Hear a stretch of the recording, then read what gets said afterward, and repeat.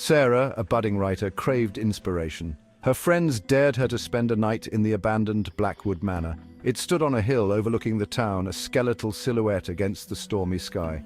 Locals whispered tales of restless spirits and unexplained phenomena. The rusty gate creaked open like a tortured scream. Overgrown weeds snagged at my jeans as I made my way up the cracked pathway. The air grew heavy, thick with the scent of damp earth and decay. The dilapidated porch sagged precariously, warning me to turn back. Ignoring the unsettling feeling, Sarah pushed open the heavy oak door, its hinges groaning in protest. The interior was a tableau of neglect. Dust motes danced in the slivers of moonlight filtering through the grimy windows. Sarah shivered, not entirely from the chill, but from a primal fear that began to creep into her heart. A sudden creak echoed from the hallway, sharp and chilling. Sarah froze, her heart pounding against her ribs. She strained her ears, listening intently. The sound repeated, closer this time, followed by a soft, shuffling noise. Gripping my flashlight tighter, I cautiously moved towards the source of the sound. The beam danced across the peeling wallpaper, revealing grotesque patterns in the decaying plaster. Shadows stretched and contorted, playing tricks on my eyes. Each creak of the floorboards beneath my feet sent a jolt of fear through my veins. The shuffling sound grew louder, accompanied by a low, guttural moan. Sarah's hand trembled as she pointed the flashlight down the hallway. A dark figure flickered at the edge of the light, then vanished. A cold gust of wind swept through the house, extinguishing her flashlight, plunging her into absolute darkness. Panic flared in her chest, threatening to overwhelm her. As Sarah's eyes adjusted to the dim light, she noticed a small wooden chest tucked beneath a table. Curiosity overcoming her fear, she knelt and carefully opened it. Inside, nestled amongst yellowed lace and dried flowers, were a stack of diaries and a bundle of letters tied with a faded ribbon. The diaries, bound in worn leather, chronicled the life of Eleanor Blackwood, a woman who had lived in the house generations ago. I became engrossed in the tragic tale unfolding before me. Eleanor's entries grew increasingly frantic, filled with paranoia and fear. Her husband's letters became more controlling, more sinister. The idyllic life they once shared had crumbled into a nightmare of suspicion and despair. As Sarah delved deeper into the diaries, she began to feel a strange connection to Eleanor. She could almost hear the woman's whispered pleas, her desperate cries for help. The house seemed to echo with her sorrow, her fear palpable in the very air. Sarah felt a chill run down her spine, a sense of dread that transcended the mere words on the page. The diaries revealed a shocking truth. Eleanor Blackwood had been murdered in the house, her death shrouded in mystery.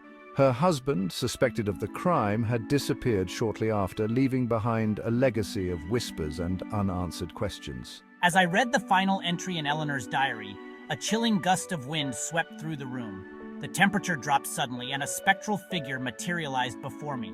It was a woman, translucent and ethereal, her eyes filled with an unbearable sadness. I recognized her instantly as Eleanor Blackwood. The cellar, the truth lies there. Sarah's heart pounded in her chest, a mixture of fear and morbid curiosity compelling her forward. The spectral figure of Eleanor began to fade, her sorrowful eyes fixed on Sarah. A sense of urgency filled the air, a silent plea for Sarah to uncover the truth. Sarah knew with a chilling certainty that she was about to uncover something truly terrifying. As Sarah approached the hidden door, a haunting melody drifted from the depths of the house. It was a melancholic tune played on a piano, each note laced with sorrow and despair. The music seemed to emanate from the cellar, beckoning her closer. Hesitantly, Sarah pushed open the heavy door. A narrow, winding staircase descended into darkness. The air grew colder, the scent of damp earth and decay intensifying. The music grew louder as she descended, filling the narrow passage with its mournful melody. The staircase opened into a large, cavernous cellar. The air was thick with the smell of mildew and something else, something metallic and sickening. In the center of the room sat a grand piano, its keys covered in dust. A shadowy figure sat at the bench, its back to Sarah, its hands moving gracefully across the keys. The figure continued to play, oblivious to Sarah's presence. The music swirled around her, weaving a tale of heartbreak and betrayal. Sarah's eyes darted around the cellar, searching for an escape. The shadowy figure at the piano remained motionless, its presence a constant threat. The whispers continued, weaving a tapestry of horror and despair. Sarah stumbled backward, her hand brushing against something cold and wet. She looked down and saw a dark stain on the cellar floor, a stain that glistened in the dim light. It was blood, old and dried, but unmistakable. Sarah followed the trail of blood, her heart pounding in her chest. It led to a corner of the cellar where a pile of loose stones lay scattered on the floor. With trembling hands, Sarah began to move the stones, uncovering a small earthen pit beneath. The metallic smell intensified, making her stomach churn. A wave of dizziness washed over her as she peered into the pit. A scream caught in her throat, a scream of pure terror. Driven by a morbid curiosity, Sarah continued to explore the cellar. She noticed a loose stone in the wall, slightly dislodged from the others.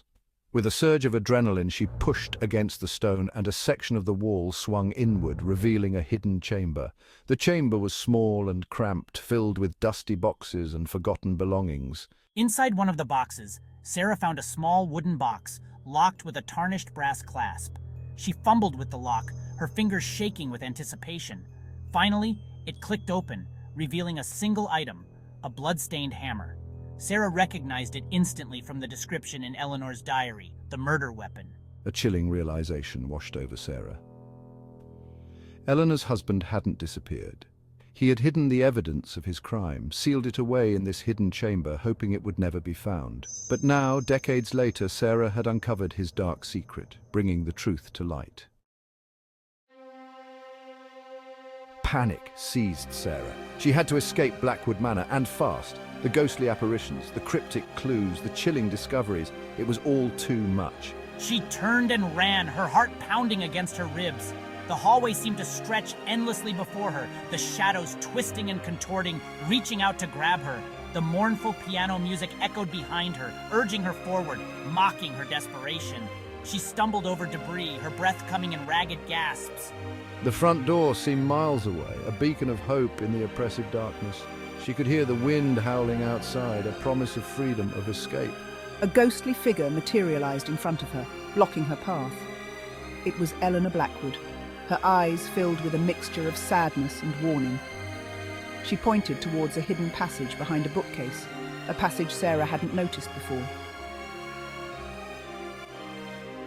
With a surge of adrenaline, Sarah pushed aside the bookcase, revealing a narrow passage hidden behind it. She squeezed through the opening, the musty air of the passage filling her lungs. The passage was dark and claustrophobic, but it offered a glimmer of hope, a chance to escape the clutches of Blackwood Manor. She crawled through the passage, her heart pounding in her chest, the sounds of the house fading behind her. The passage opened into a small, overgrown courtyard at the back of the house. The cool night air filled her lungs, a welcome relief from the oppressive atmosphere within the manor. Sarah didn't stop running until she reached the main road, the lights of the town twinkling in the distance. She turned back to look at Blackwood Manor, its silhouette a dark, menacing presence against the night sky. She knew she would never forget the horrors she had witnessed within its walls, the secrets she had uncovered, the ghostly encounters that had tested her sanity. She carried the weight of Blackwood Manor's dark history with her, a chilling reminder of the tragedy that had unfolded within its walls. She had escaped, but a part of her would always remain trapped within the abandoned house, forever haunted by the secrets she had unveiled.